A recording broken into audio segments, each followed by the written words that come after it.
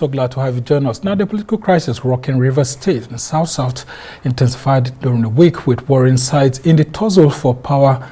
That's Governor Siminalayi Fubara and some aggrieved members of the State House of Assembly trying to outwit each other. I started with an impeachment move, which was quickly quelled against the Governor Siminalayi Fubara. Matters soon reached the court, where in a new twist, the Rivers State High Court sitting in Port Harcourt issued an interim injunction restraining the embattled Speaker of the State House of Assembly, Epelle, and 24 others from parading themselves as members of the House. Now, the court, presided over by Justice Charles Wali, also restrained the affected lawmakers from meeting or sitting at the auditorium of the House of Assembly quarters located off Aba Road, Port Harcourt, or any other place whatsoever to carry out or purport to carry out the legislative business of the Rivers State House of Assembly, as the legislative seats were declared vacant pending the hearing and determination of the motion on notice. Now, joining the suit are defenders, where the Governor of Rivers State, the Attorney General of the Rivers State, and Chief Judge of the state. And anxieties in Rivers continue to grow higher on Friday after Governor Fubara's Executive Order 001 relocating the State House of Assembly to sit in the auditorium and admin block of the Government House, Port Harcourt, surfaced. Now, the Gazette, dated December 14, 2023, cited the explosion recorded at the State Assembly on October 29, 2023 as the reason for the relocation. According to the governor, the current state of the chamber is unsafe and constitutes a threat to the lives of the staff and members of the assembly. Meanwhile, the police have explained their decision to deploy personnel to the quarters of the Rivers State legislators for the purpose of upholding peace and not for partisan interests. According to them, about 30 vehicles were said to have barricaded the assembly quarters where their Mewole-led house have been meeting. Well, to help us make sense of the political crisis in Rivers State, we have joining us in the studio a public policy analyst and founder of the TAF Africa, Jake Epelle, and we will be also joined from Port Harcourt, the Rivers State capital, by a former commissioner for water resources, who will be joining us during the program, and we will be expecting that from Port Harcourt. Well, I come to you first, Jake. Thank you. So glad to have you here. Thank you for having me. Yeah, it's been a tough time for stakeholders from the states, including Rivers State elders. Almost everyone is running, trying to see how there could be a solution to the political crisis. Despite the intervention of President Tinubu, we've seen a situation that has refused to abate. What do you make of this latest development with the courts and then, of course, the Gazette by the governor, which has been made public? Well, I think contrary to what is making rounds, the expertise motion was not instituted by the governor. It was instituted by the current speaker, so to speak, and his members. And the governor was actually joined in the order. I think it's a good thing, an interesting development. I think the governor is beginning to sit up and do the needful. And of course, all the issues around the governor visiting the assembly quarters and the fact that people are using that against him. And don't forget, I'm not speaking for the governor, but I'm just stating the obvious. I mean, he's the governor of the state, including the state assembly quarter. He has every right to go there and see things for himself. And so it's not a good development for my dear state. The political melodrama that we are seeing and all the intrigues and fiasco, it's not helping us at all. Yeah. And the earlier we toe the line of peace and bring the people responsible together so that we can find a lasting solution, the better. There are a whole lot of issues that are playing out, but I always say that it's important to reason from cause to effect. It's important to go back to what is really responsible for all of this. How did this whole thing, how did it come to become an issue that we are grappling with now? To two things or three things plays out. Number one is power tussle. Both Siminalayi and his godfather wants to be in charge of power. And who is the rightful person to be in charge of power and authority? Siminalayi. The ex-governor is an ex-governor. That's who he is. That's Nyesom Wike. Yes, and he is now the FCT minister. The other one, which people don't often talk about, is who controls the resources, the money. And obviously, there are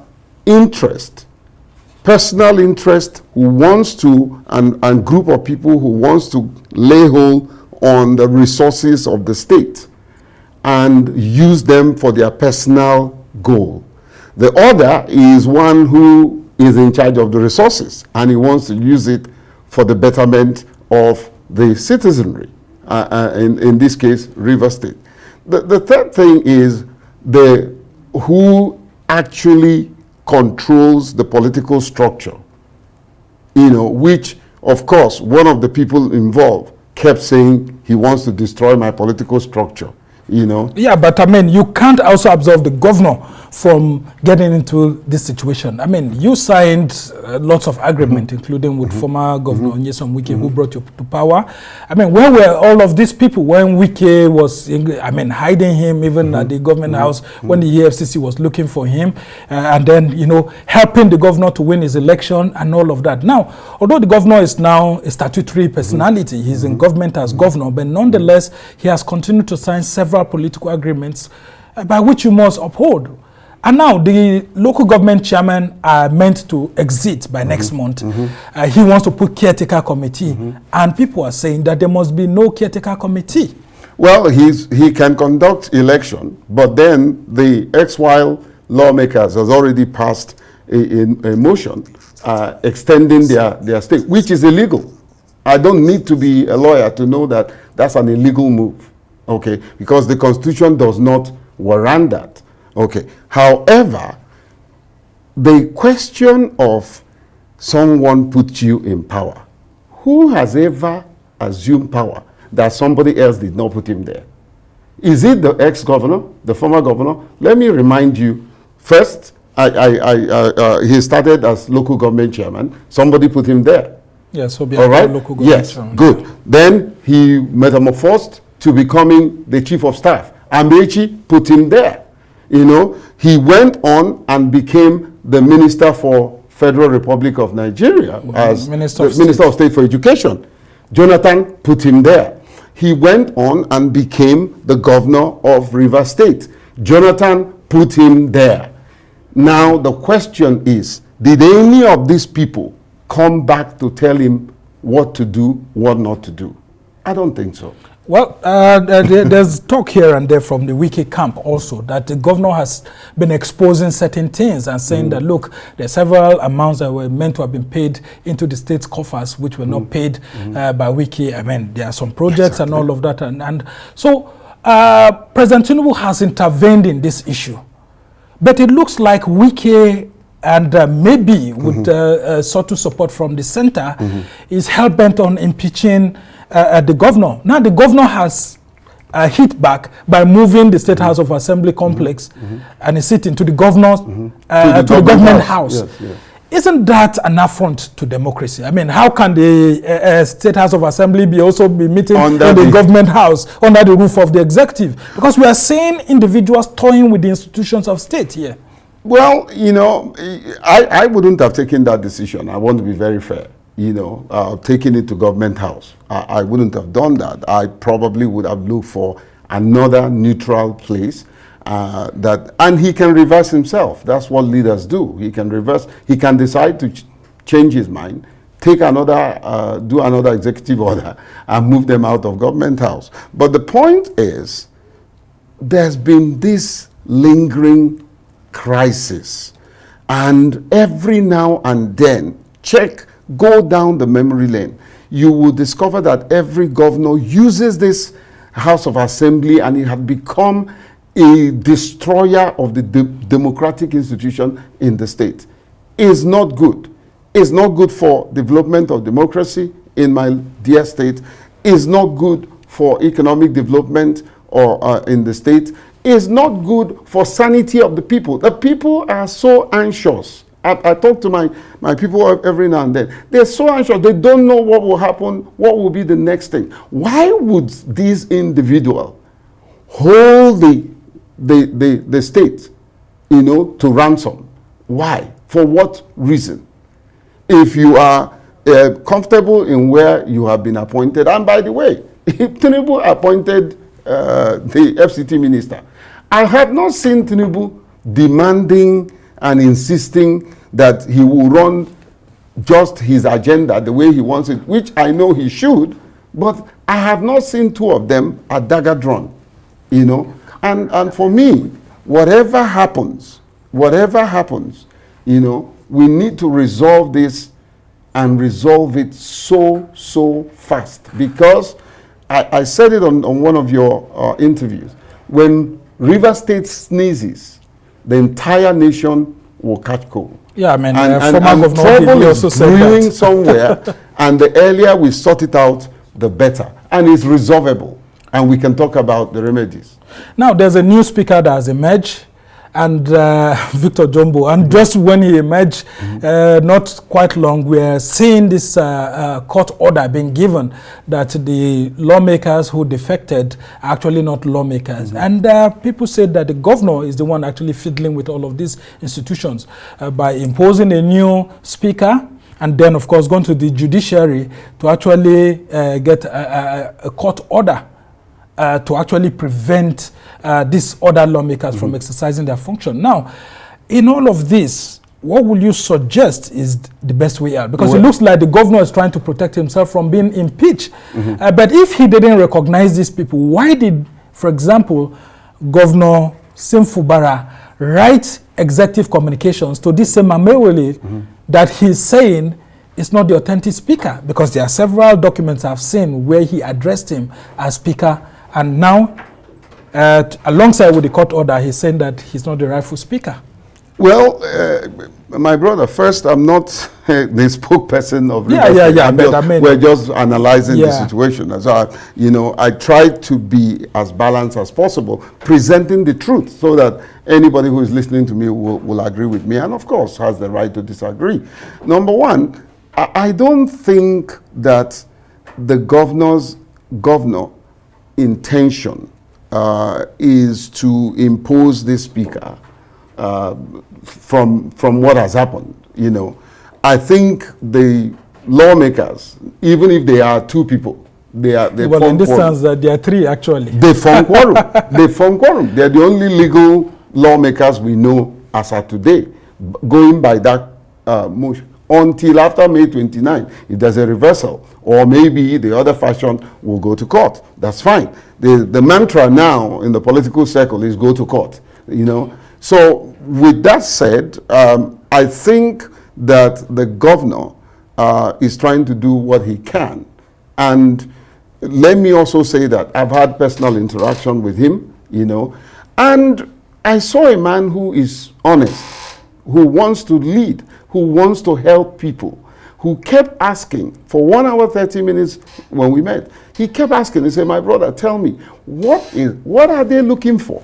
What are people looking for? All these... he used his own hands to actually sign several agreements with his godfather, including with President Tinubu. So what does it look like? Did you hear or see that there's an agreement that Nyesom Wike has released that both of them signed? Well, it's assumed that, having agreed to work with him, what people are saying is that, himself and Nyesom Wike couldn't have been working together to the extent that Nyesom Wike was shielding him when EFCC was looking for him before he became governor, without some sort of a gentleman agreement. He was also shielding his interest, because that guy, this current governor, was the accountant general. So he was shielded. So let's not even go there. But the question you will ask is this the first time an individual have helped someone to become a governor? Let me take you back. Just recently, the governor of Akwa Ibom, my friend, is the governor of Akwa Ibom State. I was told that for months the man had not shown up he showed up at Government House recently and had a standing ovation. That's the former governor, yes. Udom Emmanuel. Exactly. So what is he killing Umoino for anything? Have you heard anything between both of them? Okay, let's go again. Umahi, Ebonyi State. I mean, that guy is also tough, but they are working and together. himself and Wiki actually ministers on that. They're working together. The Enugu State, the former governor helped him, and he became the governor. You're not hearing anything. Why Rivers? And this is a record. It's almost like a geometric progression. It jumps from 2, 4, 6. It happens all the time. So what will the remedies? What would anybody consider? Well, I think number one is both of them needs to have a discussion, and a discussion that is overseen by a neutral person. One person, ask me if I'm the president. The president should call a meeting of elders that can be trusted, that are neutral, and give them the marching order to go and resolve this crisis. He has tried. Shouldn't he be looking at the law? What does the law book say? Because he's supposed to be chief enforcer. You journalists were saying political solution, and we're promoting political solution over and above constitutional provision. That's not acceptable. I mean, isn't it time for us to follow the constitutional provisions? Exactly. What does the law say? If you follow what the law says, the court has merely interpreted it, and we're waiting for the final judgment. The law is simple. I'm not a lawyer, and I don't need to be one to know the simple literary and even legal interpretation of section 109 subsection 1G.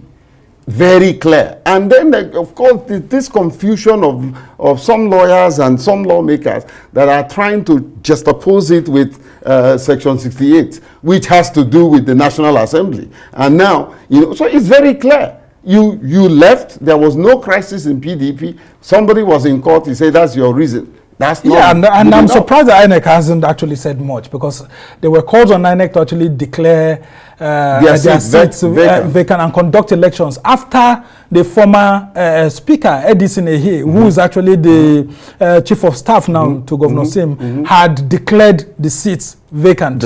Of all the 27 lawmakers before one got back. Now, why didn't INEC conduct an election, or is INEC saying that the process of declaring those seats vacant was not legal? Well, I think also, in fairness to them, they are probably waiting to see the outcome of a legal process, which then mandates them to do the needful. And of course, if there is an outcome of a legal process, the role that people like myself and several plays within the democratic process and of course INEC. We will be on their neck to then conduct, but right now it's almost like a lacuna existing, and they don't know what to do. To be honest with you, if I'm in their shoes, if in the shoes of Professor Mom, I will wait to see the outcome. Well, when a similar thing happened in 2020, when David Umahi defected as governor then to the APC, about 17 lawmakers from Ebonyi State, their seats were declared vacant, and fresh election was held. How come when it comes to Rivers State, I mean, because people are saying that even federal institutions are being toyed with. Yes, simply because the former governor has a very huge influence in the State House. So, no, it's a no-go area. That's an Aso Rock Villa. Yes, it's a no-go area. So, and it's unfortunate that my dear president is ignoring, and maybe somehow we are pretending that, okay, the thing will resolve itself. This is not the usual political statement of his family affairs. This is not a family affair. Yeah, but what will you expect? I mean, President Tinubu has said that he was happy to receive these lawmakers who are coming into his party. I mean, he received any political leader would be happy to have about 27 lawmakers defected to his party. You are the #1 citizen of the country who swore to uphold the Constitution. You should not in any way accept an unconstitutional gift. Even if it's of benefit to your party? A benefit, of course. Wait a minute. The party and the nation, which comes first? The nation comes first. The party and the Constitution, which comes first? The Constitution comes first. You know, and you know, President Tinubu should know that he suffered some of these things in the hand of the then President Olusegun Obasanjo. And he should be the one standing up to correct this kind of thing. Well, when politicians are looking for second term, there's nothing that they won't do to actually seek support ahead of time. But well, you better get second term of a nation that is intact, not a nation that is in crisis. And Rivers State is one place that if trouble starts, it can affect the whole nation. But I know my people. We are peaceful, peaceful people, very people that wants to ensure that we stay together as a nation, you know. And I don't think anybody or any group in Rivers State will become lawless. No. Do you foresee Governor Sim Fubara being impeached by these aggrieved lawmakers? I mean, despite what's happening, could they, in their own way, irrespective of what the courts have said, still go ahead and embark on an impeachment process? As we hear, those are some of the things that they are. As far as I'm concerned, they are no longer lawmakers. That's until maybe after the determination of 29, or maybe they will go to court trying to reinstate themselves, you know. But you see, truth be told, I don't think they expected this kind of, you know, fallback. I don't think they expected that they are going to see this type of resistance, you know. So the government is waking up. Yeah, they will not succeed. All right. God will not allow them to succeed. Well, you're bringing God into it now. Oh, no, I mean, because these are politicians. You can't take God away. You cannot take God away from anything. Well, an average politician doesn't think about that. Well, doesn't think about God. It will work against them at the end of the day. You have heard Tony Okocha, the APC caretaker chairman, asking the lawmakers to go ahead and impeach Governor Sim Fubara. Well, he's doing everything to secure his position. You know, I'm not a politician, I don't belong to their camp, but you cannot force an illegal process in a legal entity. You know, Rivers State is bigger than these guys. The people are stronger than them. We will resist them in the most peaceful manner, and truth be told, we will prevail. And when I mean we, I don't belong to the camp of Siminalai. I'm talking about the people, because they are two big elephants fighting, and we, the grass, are suffering it. All right. As we try to round off this conversation very quickly, what do you make of the police decision to actually barricade the State House of Assembly complex yesterday? They did the right thing. The State Assembly quarters, it's not just, I think I can dove my heart for the IG. You know, he did the right thing, and because number one goal of the police is to maintain law and order. If the governor had gone there without protection and something happens to him, the IG would have been held, and the commissioner of police there would have been held responsible. Now, IG, Mr. IG, sir, please stay neutral in this whole process. Maintain law and order. You're right. You have a right to protect the governor. You have a right to protect the ex-lawmakers. You have a right to protect everyone called Nigeria. And that's the job you should do. It doesn't matter who sits in a higher corridor. Well, Mr. Epelle, if you would have known the political history of Nigeria, most presidents actually give orders to IGs. And if there's an order given, I mean, could he actually refuse to do that? I don't because think people are interpreting what happened yesterday, that, I mean, it could have been an order from Abuja to actually protect those about 25, 26 No, but they were not in danger as much as the governor was in danger.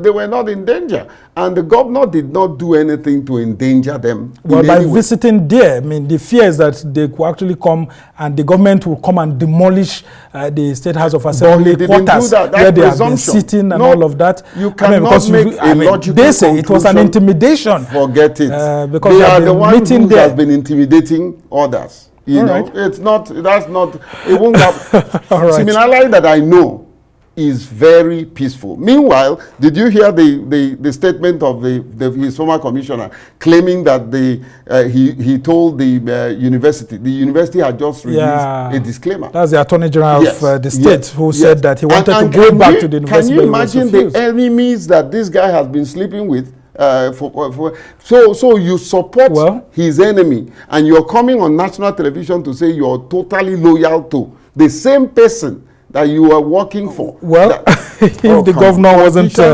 politicians when they were imposed on the governor, he didn't complain to Nigerians. So I mean, he would have to continue to manage them. That shows you he was willing to carry out whatever they had agreed. Now, about 18 commissioners. The Yoson Wike camp appointed 17. All right. How can you work with that? I think that's the right place to actually leave this conversation. We must thank you so much for helping us to understand the issues that are ongoing on in your dear state. And of course, Rivers State is very important to Nigeria. We'll continue to ask President Bola Tinubu to do what is right by following what the Constitution says, and of course, by getting the proper advice from the Attorney General of the Federation, Lateef Fagbemi, because I mean, that's why those offices are created.